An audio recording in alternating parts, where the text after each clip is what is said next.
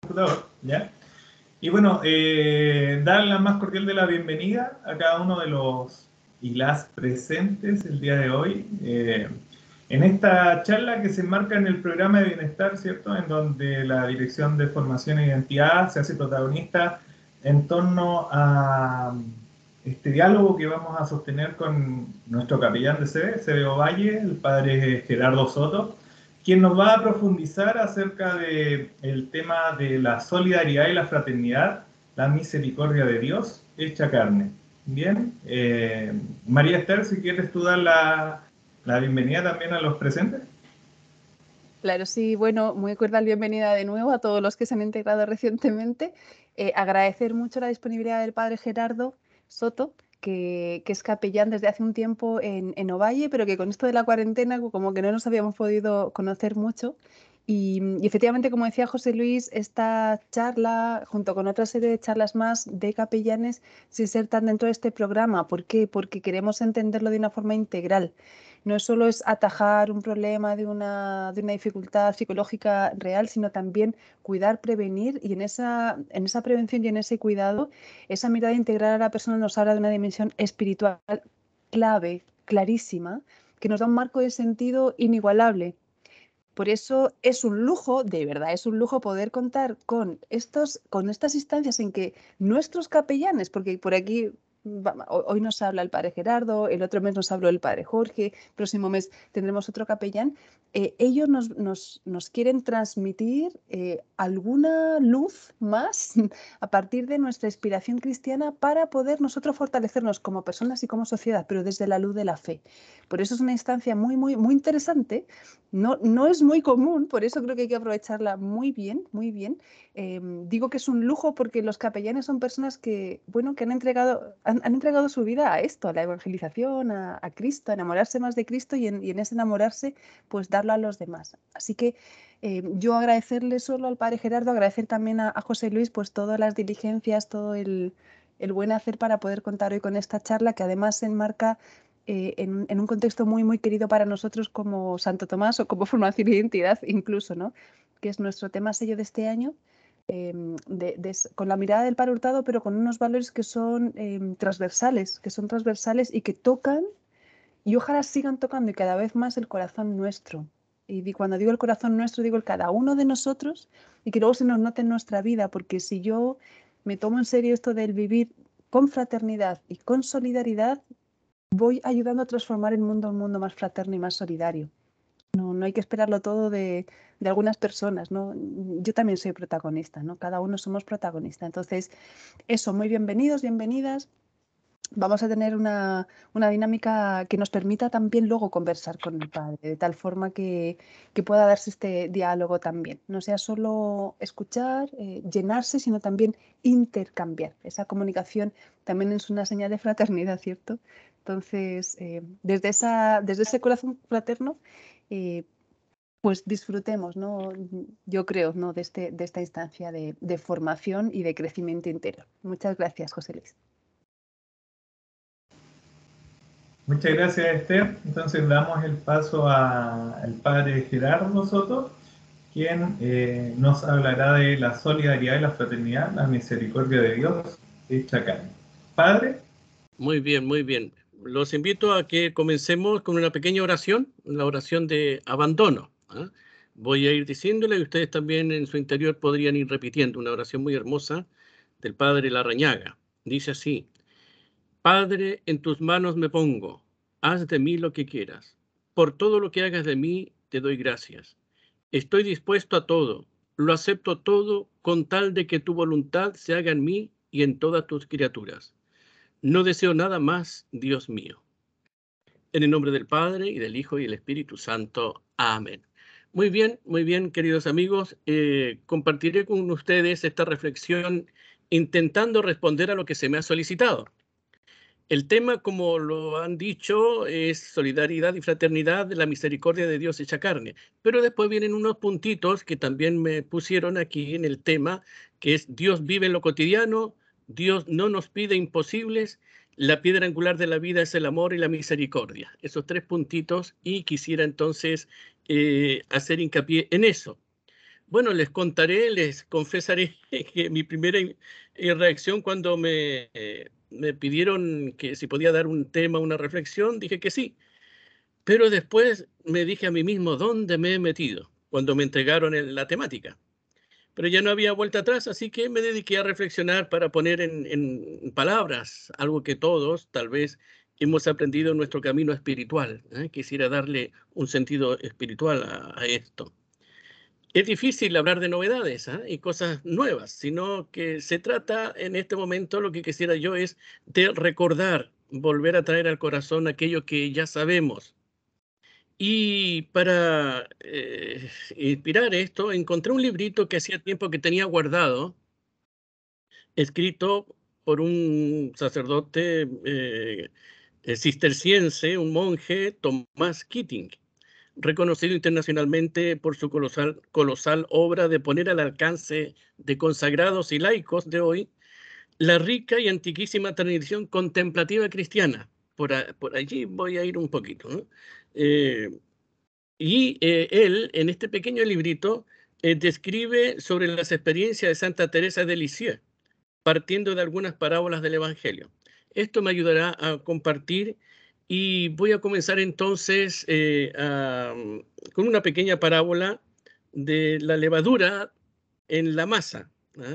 Esta parábola es exactamente igual en los Evangelios de Mateo y Lucas y dice así. Jesucristo que dice esta parábola. Después les dijo otra parábola. El reino de Dios se parece a un poco de levadura que una mujer mezcla con gran cantidad de harina hasta que fermenta toda la masa. Y eso es, así, cortita. Dice, el reino de Dios se parece a un poco de levadura que una mujer mezcla con gran cantidad de harina hasta que fermenta toda la masa. Tenemos que ponernos en el contexto en la época de Jesús. La levadura en ese tiempo era un símbolo de corrupción. La levadura, un símbolo de corrupción. Y esta imagen de la unión de la levadura y del pan era una forma en que la sociedad religiosa de la época expresaba la importancia de separar lo sagrado de lo profano, el día festivo de la vida cotidiana. Y vemos que en esta parábola la mujer de aquella época toma 3 medidas de harina. Y esta cantidad bastaba para alimentar alrededor de 50 personas. Así que esta mujer no está preparando una comida pequeña. Estamos hablando de comida como para alimentar un buen grupo. 3 medidas de harina son la misma medida que oímos en el Génesis, cuando Sara prepara el pan que Abraham le pide para los 3 visitantes angelicales en la cima de Mambré. De esta forma, la cantidad sugiere a los oyentes de la parábola que está teniendo lugar una revelación especial de Dios. Sin embargo, en la parábola, en lugar de producirse una manifestación de santidad, la hornada de pan con levadura se convierte en una manifestación de corrupción. Como resultado, los oyentes de la parábola deben de haberse ido retirando y preguntándose, ¿cómo puede decir que la levadura, especialmente después de fermentar la masa, es una manifestación de Dios? Debería haber dicho exactamente lo contrario. ¿Este hombre está diciendo que el mal es el bien?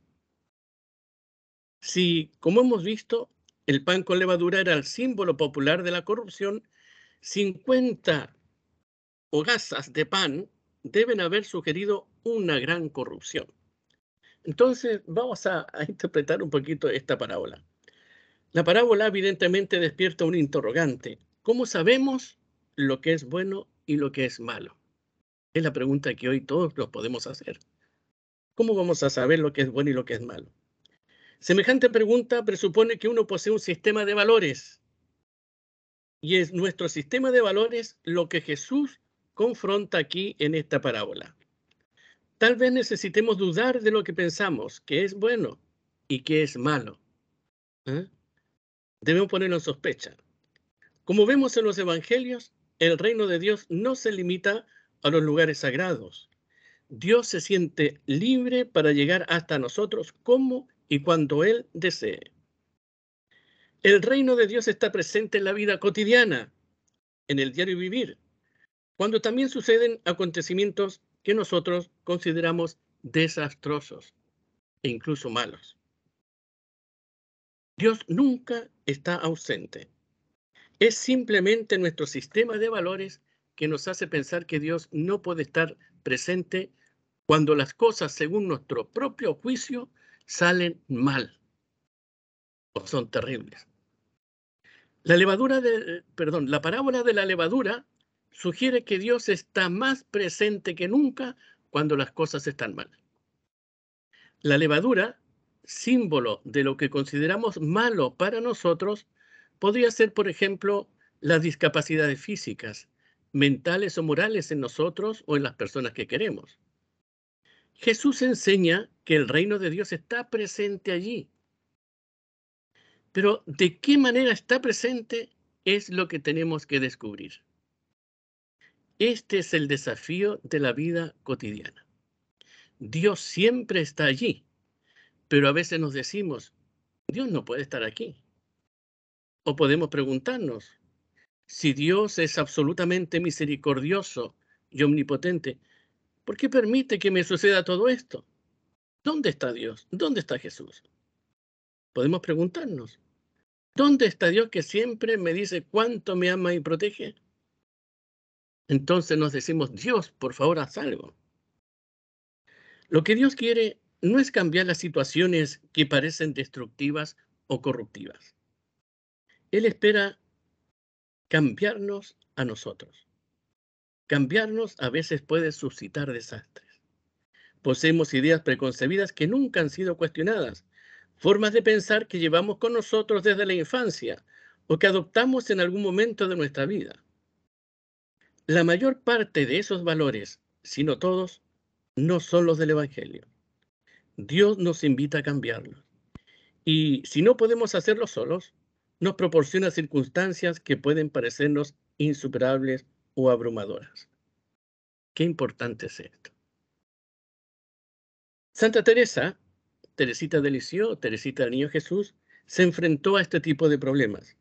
Primero, ella se enfermó de tuberculosis y empeoró a medida que se desarrollaba su vida en el Carmelo. Ella era religiosa de clausura. Estaba en un convento, no podía salir del convento. Estuvo virtualmente confinada a una cama durante el último año de su vida.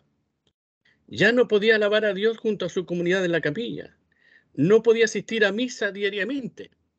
Ni siquiera podía pensar en el cielo, que antes había sido un enorme consuelo para ella.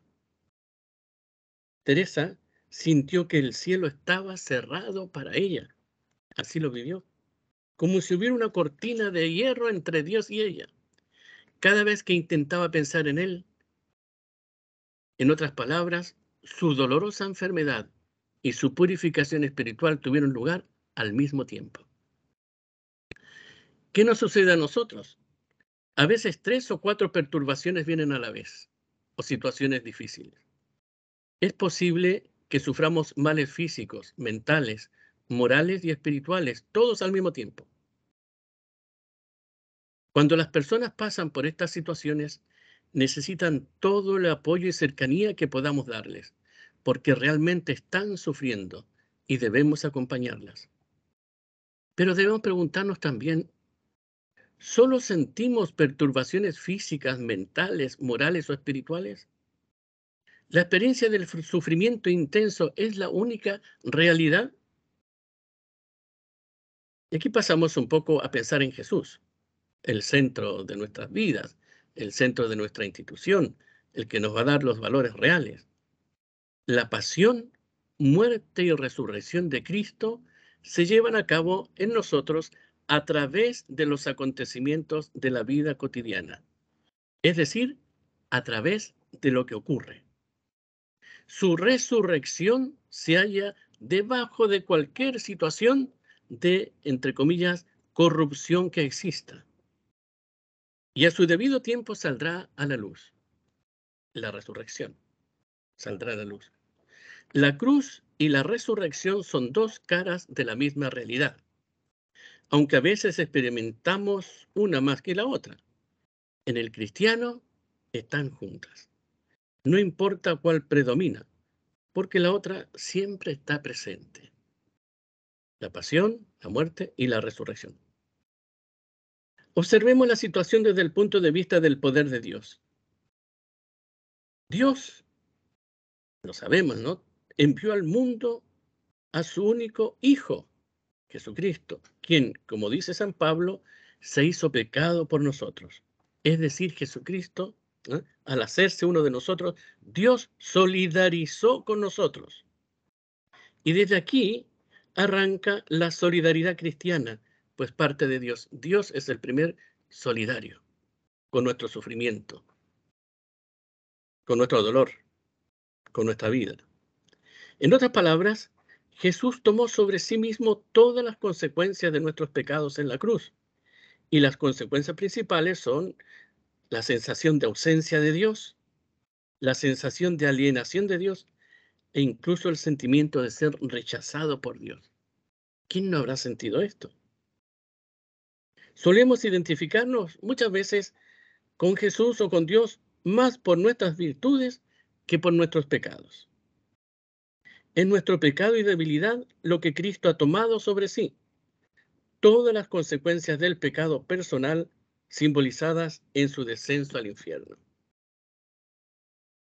El infierno. ¿Qué querrá decir esto, el infierno? El infierno viene a ser un estado mental, un estado del alma, un estado que se caracteriza por una lejanía de Dios tan absoluta que uno ni siquiera quiere que esto cambie. El infierno existe incluso en esta vida para las personas que aguantan un sufrimiento mental insoportable. La persona que ha experimentado una alienación total de Dios no puede pensar en nada más. ¿A cuántos religiosos santos alguna vez se le ha preguntado, ¿no? ¿Y tú en tu enfermedad tienes tiempo para orar? No, no tenía ni siquiera esos deseos de orar. Se sentía en medio de su sufrimiento como una pared que había allí entre él y Dios. Está totalmente inmersa en la sensación de desolación, de soledad y reprobación. Así se sentía Teresa. Este es precisamente el alcance de la identificación de Cristo con nosotros. Al identificarse con las consecuencias de nuestros pecados y tomar el sufrimiento de toda la humanidad sobre sí mismo, Cristo descendió al estado de conciencia que corresponde al infierno.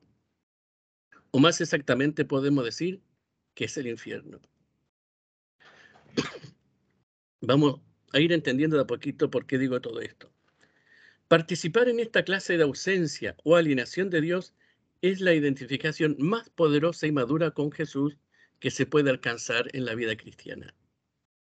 Por eso es un error pensar en nuestro viaje espiritual como un ascenso a la gloria o como una alfombra mágica hacia el éxtasis. Es más bien la creciente capacidad para entrar en la pasión, muerte, descenso en el infierno y resurrección de Cristo. Esta es la mejor participación en el misterio pascual de Cristo y por lo tanto la base de una mejor participación en la resurrección.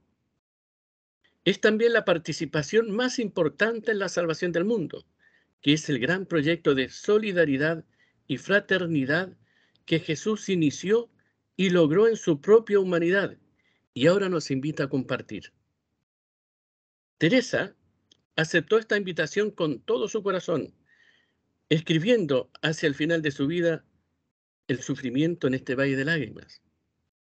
A veces, la vida cotidiana puede incluir no solo la incomodidad y angustia de la rutina, sino también el desastre físico o mental.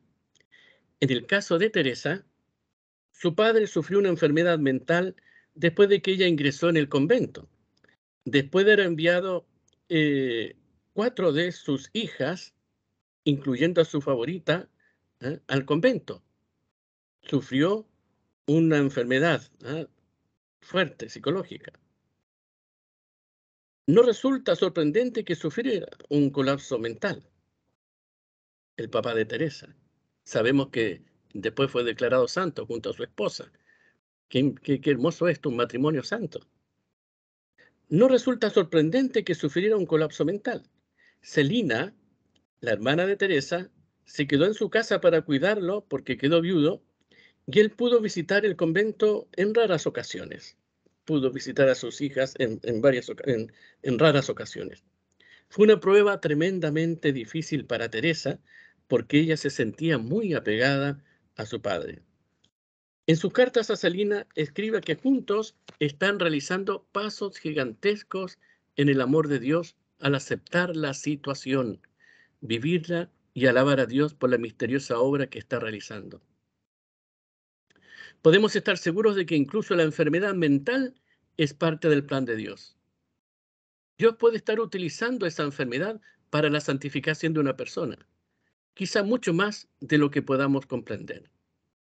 Algunas personas que sufren dificultades mentales pueden estar más cerca de Dios que otras, debido a la intensidad de su dolor. Si alguna vez conociste a alguien que sufriera una enfermedad mental grave, depresión o esquizofrenia, comprenderás lo que digo. Uno se siente totalmente impotente frente a determinadas tragedias humanas. Y aún así, se nos pide que creamos que el reino de Dios está allí mismo en medio de ellas. Dios también está presente en la enfermedad física. El reino está especialmente en acción cuando alguien sufre una discapacidad física.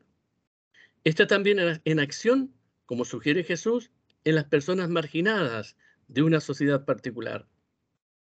La identificación de Dios con los marginados en la sociedad es ejemplificada por las ocasiones en las que Jesús se sentó a comer con los pecadores públicos. En la cultura palestina de la época, comer con alguien era identificarse con el estado de vida o condición de él o ella. Para escándalo de sus discípulos y ciertamente con los fariseos, Jesús comió con pecadores en público. Y realmente pareciera, por los evangelios, que él comió con ellos mucho más a menudo que con la gente respetable. ¿Cómo criticaban a Jesús por eso? Que decía que comía con comilones y bebedores. Aunque no aprobaba su comportamiento, Jesús se identificaba con las heridas emocionales que sufrían como consecuencia de sus pecados o sus impulsos compulsivos interiores. En esta parábola, Jesús hace una pregunta. ¿Quién eres tú para juzgar a alguien?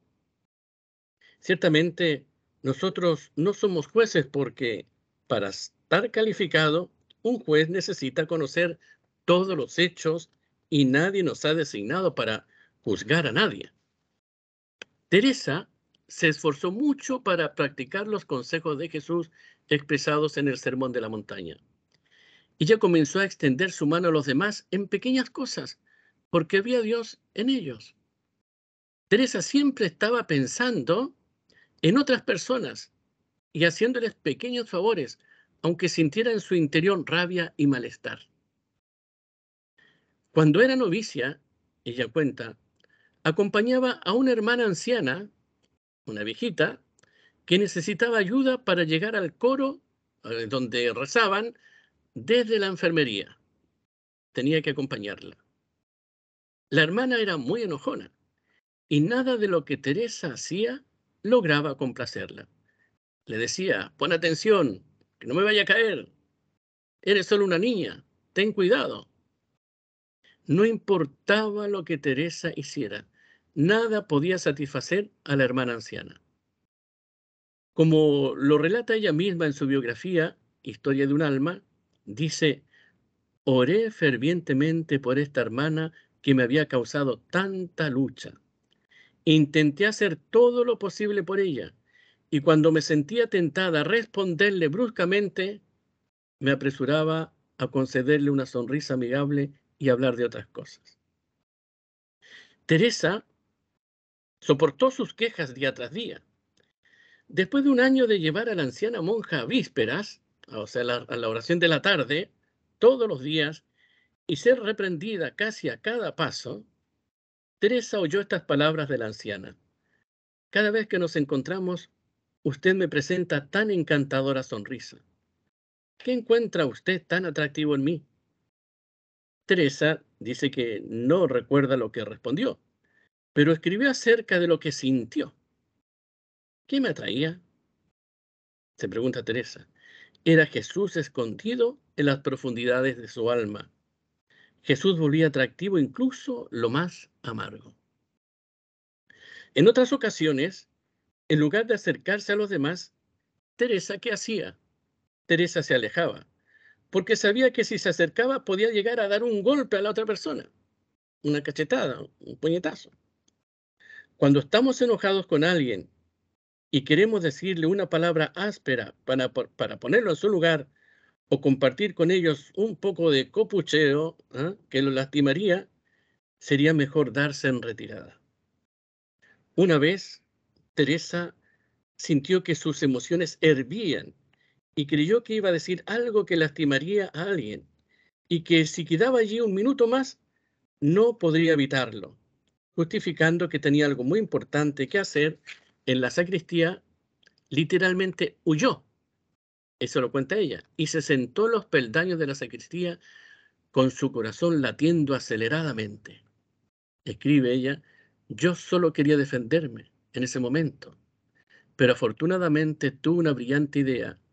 Sabía con certeza que perdería la paz mental si intentaba defenderme. También sabía que no era suficientemente virtuosa como para permanecer en silencio frente a esa acusación. Quedaba solo una salida, debía escapar. Dice Teresa, en cuanto lo pensé, lo hice, huí. Pero mi corazón latía tan violentamente que no pude ir muy lejos y me senté en las escaleras para disfrutar en silencio los frutos de mi victoria. En su autobiografía, Teresa agrega que este modesto triunfo sobre sus compulsiones emocionales fue una extraña clase de valentía, pero fue mejor que exponerme a una derrota segura. Esto no significa rendirse, es solo un movimiento estratégico para reunir nuestras fuerzas y regresar al trabajo de la negación de uno mismo cuando nos encontremos en una mejor disposición. Es necesario prestar atención a la prudencia y a la resolución con que Teresa perseguía todas las manifestaciones del falso yo en su interior, haciendo todo lo posible por resistirlas. Ofrecerse a ayudar a alguien en contra de su inclinación natural era para Teresa lo que ella lo llamaba su caminito. Ella lo describe como capturar a Jesús por medio de caricias.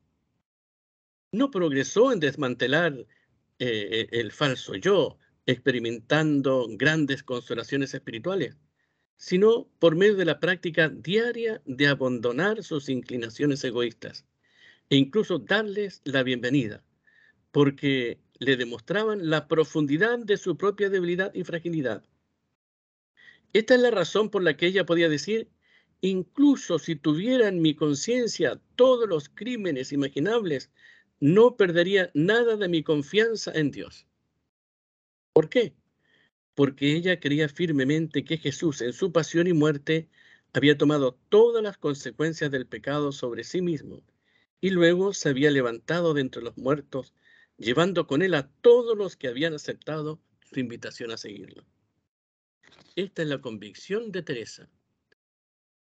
Qué importante. Decía, incluso si tuviera en mi conciencia todos los pecados concebibles, no perdería nada de mi confianza en Dios. Con el corazón desbordante de amor, me arrojaría en los brazos del Padre. Y estoy segura de que sería calurosamente recibida. Esta es una de las percepciones más importantes de todos los tiempos acerca de la naturaleza de Dios y nuestra relación con Él. Dios está en lo cotidiano, en todos los detalles de la vida, en todo, en todo. La verdad es, como afirmó Teresa, que Dios es omnipotente e infinitamente misericordioso. Por tanto, como dice ella, y también el Papa Francisco, nosotros nos cansamos de pedir misericordia a Dios, pero Dios nunca se cansa de darnos su misericordia. Es nuestra confianza profunda y total en Dios, y no nuestras vacilaciones de falsa humildad, las que llevan a la unión divina. Nuestros recelos interiores dificultan el salto de confianza, a menos que continuemos esforzándonos en el caminito. Si lo hacemos comenzaremos a notar que nuestras actitudes hacia las circunstancias de la vida y las personas irán cambiando. Ya no proyectaremos nuestras expectativas humanas en Dios, ni mantendremos ideas preconcebidas sobre cómo debe proceder Dios. Podemos estar seguros de que sea cual sea el camino que creamos, nos llevará a Dios. No es el que nos creamos nosotros. Incluso si pensamos que estamos en lo cierto y podemos hallar autores espirituales que nos apoyen solo porque nosotros creemos que nos encontramos en el camino correcto, Dios encontrará otro camino que sea igualmente bueno para que no nos aferremos a la certeza autosatisfactoria de que tenemos razón. Nuestros preconceptos, prejuicios y falsos sistemas de valores son obstáculos importantes. En la perspectiva de Teresa, abrirse a la llegada de Dios a nosotros en la vida cotidiana a través de los acontecimientos y las personas es la actitud más importante que debemos cultivar. Yo no sé, queridos amigos, si hasta aquí hay alguna pregunta, alguna interrogante, algo que quisieran compartir acerca de lo que han sentido sobre esto, y si no, puedo continuar porque este es un tema muy importante, porque nosotros como cristianos tenemos que profundizar desde dónde arranca nuestra solidaridad con el otro, nuestra fraternidad. ¿Ah? Y Padre, donde viene la misericordia. Sí. sí, por ahí hay un comentario en el chat donde Daniela Enríquez nos comenta: Dios es solidario con cada uno de nosotros en cada una de las circunstancias que está presente. El llamado desde ahí sería llevar nuestras vidas a ser solidarios. Eso es lo que nos comenta Daniela. Qué hermoso, ¿no? Que nosotros, los cristianos, y en la juventud se ha despertado una gran solidaridad, ¿ah? Una gran solidaridad. El joven de hoy es muy solidario. En todas partes, en todo el mundo, donde voy, veo que hay mucha solidaridad en la juventud. Y es un dato importante. Ahora, nosotros como cristianos tenemos que descubrir de dónde arranca esta solidaridad. ¿Ah? Porque un ateo, uno que no es cristiano, también puede ser muy solidario e incluso hacer más obras que nosotros. Pero nosotros tenemos que ir con una mirada distinta en la solidaridad. ¿Ah? Nosotros como cristianos, ¿sí? Dime. Sí, padre, disculpe que lo interrumpí. Si después le da paso a Cecia, que tiene también la manito levantada, ¿ya?, para hacer una pregunta. Sí, muy bien. Hola, buenas tardes. Buenas tardes. Bueno, más que bien, ¿y usted, padre? Muy bien, qué gusto escucharte. Igualmente, escuchar lo que nos comenta, lo que nos cuenta, para mí es muy gratificante, es muy significativo escuchar todo esto, porque, bueno, más que una pregunta, tengo un comentario. Sí. Usted nos menciona, nos dice, sobre esta mujer, la cual ella, al sentir resentimiento hacia la otra persona, de igual manera ella prestaba una sonrisa, siempre andaba contenta, a pesar de que ella sintiera un recelo. Esa fue la palabra que usted utilizó, un recelo por la otra persona. Bueno, esto me hace acordar a un proverbio que dice que cuando el corazón está alegre, hermosea el rostro. Sí, entonces, sí. Me hace acordar a eso porque muchas veces nosotros como personas, al estar y sentir algo adverso por otra persona, no sé, un enojo o no somos empáticos con ellos, andamos tristes, enojados, ponemos caras feas y eso nos hace sentirnos mal o hacer sentir mal a otras personas también. Sí. Entonces, esto que usted menciona, yo también lo he aplicado mucho en mi vida y trato de, por ejemplo, no estar enojada con la persona, o si está enojada la persona conmigo, tratar de ir y enfrentarlo y decir por qué pasa esto, llegar a un consenso y volver a ser empático, estar y siempre con el corazón alegre y contento. Porque, como le comento, eso nos va a hermosear el rostro, nos va a mover más felices y vamos a sentir que Dios está en nuestro corazón. Entonces, todo esto que usted comenta para mí es súper significante para mi vida, significativo porque hace un llamado de atención a estar siempre alegre, siempre ser una persona solidaria, ser una persona empática, todos esos valores los cuales durante nuestra vida tenemos que ver expuestos, ver en manifiesto y llevarlos a cabo, porque así vamos a demostrar que Dios está dentro de nosotros. Exactamente. Muy hermoso lo que dice Cecia, ¿no? Muy hermoso. ¿Qué podría añadir a eso lo que dices tú? Que ciertamente tenemos muchos sentimientos que hay en nuestro interior, ¿no? Y cuando alguien nos daña o vemos algo, nos puede pasar como lo de Teresa, que le daban ganas de dar un puñete a la otra persona, ¿no? Lo que digo yo, nuestros sentimientos nos traicionan, ¿eh? Y a todos nos pasa, ¿eh? A todos nos pasa. O sea, no creamos que porque tenemos sentimientos de rabia somos malas personas. Eso es natural. Ahora, ¿cómo actuamos después con ese sentimiento? ¿Qué postura tomamos ante esas acciones de otras personas? Es lo que nosotros tenemos que trabajar, ¿no? ¿Qué postura? Es una decisión que podemos tener nosotros. Toma una decisión de amar a esa persona, ¿no? De quererla. Incluso cuando alguien nos hace un daño y no podemos separar, orar por esa persona, ¿no? Pero lo que yo digo, no orar para que cambie, sino para que esa otra persona sienta el amor de Dios en su vida. Ahí está la gracia. Nosotros como cristianos, Padre, ¿sí? Cecia. disculpe, es como una frase, lo que usted está mencionando, una frase que yo usé ayer, expliqué, que es hacer el bien sin mirar a quién. Exactamente, Me exactamente. hizo mucho acuerdo a eso. Y disculpe que lo haya Eso. interrumpido. No, muy bien, interrumpan nomás. ¿Ah? Es la intención, ¿cierto?, de que conversemos un poquito. Está Jorge también pidiendo la palabra, y está Hugo después. Jorge. Hola, José Luis, padre Gerardo. Muchas Sí. gracias por sus palabras, por su exposición tan profunda. Solamente comentar en este tema respecto a la solidaridad. Usted decía, y estoy absolutamente de acuerdo con usted, que hay una tendencia muy grande, sobre todo en nuestra juventud, a ser solidario, a conmoverse, digamos, frente a situaciones, ¿no es cierto?, que afectan a otras personas. Sin embargo, Cristo nos enseña a mirar no solamente la pobreza material, sino que fundamentalmente la pobreza del espíritu, ¿ya?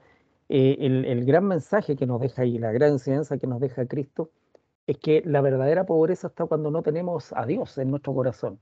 Entonces también el llamado y de alguna forma también la orientación que uno tiene que dar, sobre todo cuando trabaja con los jóvenes, es que muy bien, muy hermoso fijarse en la pobreza material, que es la más visible, pero que no siempre es la más importante. Porque quien tiene pobreza en su espíritu a lo mejor no tiene esa energía y esas ganas de poder salir de la pobreza material. Quien tiene el egoísmo en su corazón, quien tiene el materialismo, a lo mejor está lleno de riquezas materiales, pero su espíritu es pobre. Y ahí Cristo nos dice y nos da su ejemplo, porque Él no solamente se juntó con los pobres materiales, sino que fundamentalmente con los pobres de espíritu. Así que eso le quería comentar, ratificando un poco sus Sí, palabras y sí, sí. agradeciendo nuevamente su exposición. Gracias, Muchas padre. gracias. Muchas gracias. Sí. ¿Alguien más está por allí? Hugo, me parece que tiene su Jorge. manito. Hugo. Sí, hola, ¿Cómo buenas estás? tardes a Buenas. todos. Buenas tardes, padre Gerardo. Bueno, muchas gracias por su claridad, en fin. Y a mí me gustaría preguntarle, padre, porque claro, usted habló de Teresa de Lisieux Mm, em, y del padre y de San Alberto Hurtado, ¿cierto? Entonces, padre, mire, frente a esta cultura del relativismo, mm, lo que dice el Papa Benedicto XVI, estamos como en una dictadura del relativismo, ¿cierto? mm, mm, Donde pareciera que no tenemos certezas. mm. Em, entonces, mi pregunta es, viendo la vida de Teresa de Lisieux, viendo la vida de San Alberto Hurtado, ¿por qué cree usted, padre, que hoy día hay mucha gente que no cree en la misericordia de Dios? Mm. Bueno, es difícil responder, es muy amplio, ¿no? ¿Por qué no cree en la misericordia de Dios? Primero yo creo que para que uno sienta el amor de Dios, tiene que haberse sentido amado en su familia, primero. Haber experimentado el amor en su vida, desde pequeñito. Darse cuenta de lo que significa ser amado, ser querido. Eso por una parte. Experimentar el amor. Y el amor es algo que se aprende, que se vive. No es algo que se tiene, con que nace uno. Se aprende a amar. Es una decisión en el fondo. Entonces, yo creo que un aspecto de eso es que falta el amor, o ha faltado, hay muchas heridas interiores por falta de amor. Entonces, hay personas que no creen. A mí me ha pasado decir, pero ¿por qué usted me quiere? ¿Por qué me acepta? Es porque no han vivido desde pequeñitos una experiencia de sentirse amado. Eso por una parte. Después, de la misericordia de Dios también, yo creo que se ha olvidado la presencia de Dios en las familias. Hoy se ha quitado a Dios de las instituciones. Ya no interesa a Dios. No interesa. Y además se ha juntado con los escándalos en la iglesia, ¿no? Tan terrible, ¿no? que ha pasado, ¿no? Se ha olvidado de que hay una persona que nosotros seguimos, que es Jesucristo. No vemos a Dios. ¿Cómo vamos a llegar a Dios? A través de Jesucristo. A tener un encuentro personal con Jesucristo. Cuando se tiene ese encuentro personal con Jesucristo, se va a experimentar esa dicha de sentirse amado. Pero para experimentar eso hay que conocer a Jesucristo. Para experimentar esa misericordia. Pero si nadie le da a conocer a Jesucristo a alguien, ¿cómo va? Nadie conoce lo que no ama. O sea, nadie ama lo que no conoce. Entonces, yo creo que hay diversas cosas o elementos que se van juntando, y nosotros como cristianos realmente, como muy bien decía anteriormente, no me acuerdo el señor que hablaba, que necesitamos evangelizar y dar a conocer a Cristo, el Señor, y tener un encuentro personal con Él. Ahí vamos realmente a experimentar la misericordia de Dios a través de Jesús. Él es el camino. Él es el camino para todo eso. La verdad y la vida, como dice el mismo. No sé si te queda claro esta respuesta o... Sí, padre, o sea, me queda claro. Y como usted dice, claro, es una pregunta también muy, muy amplia y que implica mucha reflexión. Sí. Pero claro, es un llamado sobre todo a quienes trabajamos en instituciones de educación superior a presentar también esa misericordia de Dios que hoy día, yo creo que hoy día es muy necesaria. Y ahí San Alberto Hurtado fue como muy actual, se adelantó muchísimo con su moral social y todo. Pero muchas gracias, padre. Sí, por eso cada uno de nosotros tiene que ser luz también, ¿no? En eso, por ejemplo. Muy bien, Hugo. ¿Quién más? Por ahí hay manos levantadas. Sí, María Esther. Sí, yo, padre, lo que pasa que me dejó boquiabierta cuando empezó a hablar usted de Santa Teresita de Lisieux. Es una santa a la que yo quiero muchísimo, muchísimo. Y claro, en nuestro rostro del personaje del tema sello es el Padre Hurtado, pero Teresita efectivamente tuvo una experiencia muy profunda, muy profunda y muy transformadora de la caridad, y por eso ella vivió esta fraternidad, pero radicalmente. Y los ejemplos que usted ha puesto, que aparentemente son tan sencillos, implicaban un heroísmo tremendo y un amor gigante. O sea, el amor es lo que nos permite solucionar y salvar muchas montañas. Entonces, mi pregunta, no pregunta, sino, ¿usted nos recomendaría a todos los que estamos aquí quizás adentrarnos un poquitito más en esa experiencia leyendo la vida de ella? Porque usted aludió a su libro, Historia de un alma. Quizás no es tan conocido acá, pero yo me quiero agarrar de eso porque a mí me ha hecho tanto bien siempre leerla, meditarla, porque es como una hermana mayor que va por delante en esos caminos, como que los santos son esos hermanos mayores. Entonces, ¿cuál sería su opinión al respecto? Si nos lo recomendaría como una manera de motivar, etc. Sí. Por supuesto que lo recomendaría, porque murió joven. No sé si a los 19 o 20 años murió, ¿no? 24. 24 años. Y una muerte, bueno, de tuberculosis, ¿no? En aquella época tan difíciles, ¿no? Y en ese heroísmo, que una mujer, fíjese, una joven que vivió en un monasterio, ¿no? Y que después la proclaman patrona de las misiones, ¿no? Es algo increíble. O sea, como de un monasterio, ¿no? De una vivencia espiritual profunda, ella es como una explosión, ¿no? Como una explosión que uno dice que está ahí, no sé, yo no sé de átomos y de, no, pero es como si hubiera estado cerradita, ¿no? Y viene esa explosión, ¿no? Y se expande por todo el mundo, ¿no? Yo le recomendaría 100%, ¿no? Pueden encontrar en internet muchas cosas, ¿no? Teresita de Lisieux, ¿no? Ahora con todos estos medios y sería fantástico porque es de mucha actualidad, ¿eh? Es de mucha actualidad. Y los santos son precisamente para que nosotros los pongamos de ejemplo, que veamos en sus vidas que yo también puedo ser santo, ¿no? Puedo crecer. Muy bien. ¿Había más manos levantadas o ya se cansaron, ya están aburridos de lo que estamos hablando? Padre, no, yo creo que es momento de ir concluyendo en torno a los tiempos que estamos. Una conversación y una reflexión muy interesante en torno a estos dos temas propuestos. El primero con la parábola de la levadura, ¿cierto? Y el segundo con la historia de Teresita del Niño Jesús. Y ir concluyendo en torno a esta charla, padre, para Sí. también...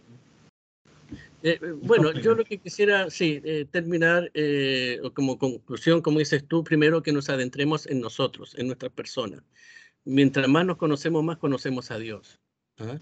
Somos seres humanos, corpóreos y espirituales. Tenemos una espiritualidad y tenemos esa capacidad de abrirnos a la trascendencia, salir de nosotros hacia Dios, ¿no? Eso es lo propio del hombre, de la persona. Me refiero, no de la persona humana, ¿no?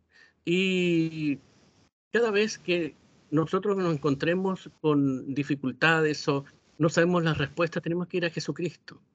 Jesucristo es el camino. ¿Eh?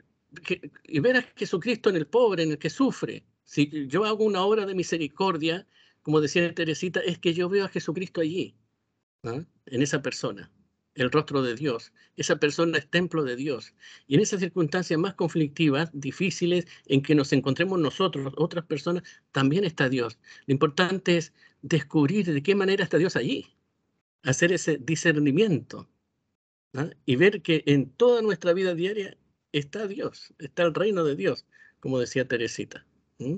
Entonces yo los animaría a eso, a no tener miedo, a meternos dentro de nosotros mismos, ponernos así como somos, desnuditos ante Dios, ante Jesucristo, y decir, este soy yo, Señor, necesito transformación, ¿ah? Quiero igualarme a ti, porque es la única manera en que nosotros vamos a ser verdaderos evangelizadores y también vamos a crear fraternidad a partir de Dios, a partir de Jesucristo. Y vamos a llevar esa misericordia. Eso. Muy bien, pues. Súper, muchas gracias Padre Gerardo, muchas gracias José Luis por el momento. No sé si les parece a los que puedan, y ahí José Luis nos puede ayudar también, si pueden dar sus cámaras y nos tomamos una foto final de este momento, de esta charla, de este grato momento que hemos pasado. Ahí, yo creo que, Cristian, si me puedes ayudar tú con la foto, porque en realidad, como te había dicho al principio, tenía unos problemitas de conexión, pero sí, invitarlos a todos a que puedan encender sus cámaras para grabar este momento en el cual hemos tenido una tarde reflexiva hermosa junto al capellán Gerardo Soto y junto a cada uno de ustedes que han estado acá presentes, agradecerles obviamente y bueno, ya tendremos más oportunidades para juntarnos nuevamente, como lo dijo María Esther. Perfecto, entonces una sonrisa ahí. Vamos a ver si salió. A ver. A ver.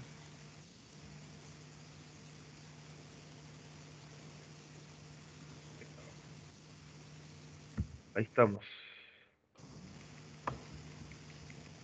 Perfecto.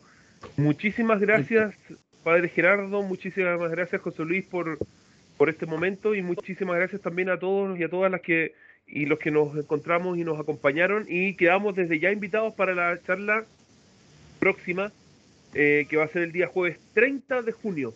Así que ahí seguramente les van a estar llegando los links y las invitaciones, y ustedes también pueden promocionarla e invitar a sus amigos, a sus compañeros de trabajo, compañeros de curso, docentes, etcétera, a que se puedan sumar a este momento, a esta instancia.